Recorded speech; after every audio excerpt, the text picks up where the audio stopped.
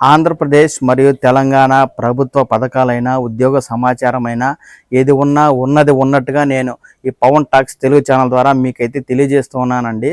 చాలామంది మన వీడియోస్ చూస్తున్నారు కానీ లైక్ చేయడం కానీ సబ్స్క్రైబ్ చేయడం కానీ చేయడం లేదు. దీంతో ఇప్పటి వరకు మన ఛానల్ని 25 లక్షల మంది చూసినప్పటికీ సబ్స్క్రైబ్ చేసుకున్న వారి సంఖ్య మాత్రం అంతంత మాత్రంగానే ఉంది. 2 తెలుగు రాష్ట్రాలకు సంబంధించి ఉద్యోగ సమాచారమైన ప్రభుత్వ పథకాల సమాచారమైన ఖచ్చితమైన సమాచారాన్ని మీరు ఈ పవన్ టాక్స్ తెలుగు ఛానల్ ద్వారా చూసి తెలుసుకోవడం కోసం అయితే ఖచ్చితంగా ఈ ఛానల్ని లైక్ చేసి వెంటనే సబ్స్క్రైబ్ చేసుకోండి. ఇక విషయంలోకి వెళ్ళినట్లయితే కూటమి ప్రభుత్వం నిరుద్యోగ భృతి ఇస్తామని ఎన్నికల్లో హామీ ఇవ్వడం అయితే జరిగింది.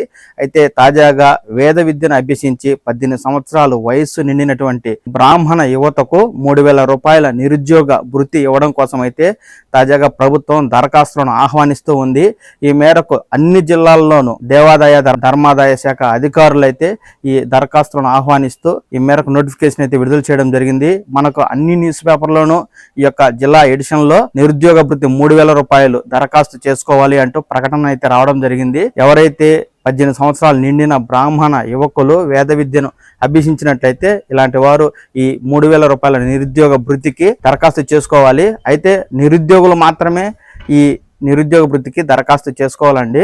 ఇక్కడ అధికారులు విడుదల చేసిన ప్రకటనను నేను మీకు ఇప్పుడు చదివి వినిపిస్తాను. వేద విద్యను అభ్యసించిన వేద పండితులకు ప్రభుత్వం నిరుద్యోగ భృతి అందించనున్నట్లు అన్నమయ్య జిల్లా దేవాదాయ శాఖ అధికారి సివి విశ్వనాథ్ ఒక ప్రకటన ద్వారా జిల్లాలో గల నిరుద్యోగ వేద పండితుల నుంచి దరఖాస్తులు ఆహ్వానిస్తున్నామంటూ ఆయన ప్రకటించడం జరిగింది. Aadhaar card xerox, bank account passbook xerox, వేద విద్య ఉత్తీర్ణత పొందిన సర్టిఫికెట్, నిరుద్యోగులమని సెల్ఫ్ డిక్లరేషన్ ఫారంతో సహా పూర్తి వివరాలను ఈ నెల 25వ తేదీలోపు రాయచోటిలోని జిల్లా దేవాదాయ శాఖ అధికారి కార్యాలయంలో సమర్పించాలని ఇక్కడ మనకు అధికారులు అయితే ప్రకటించడం జరిగింది.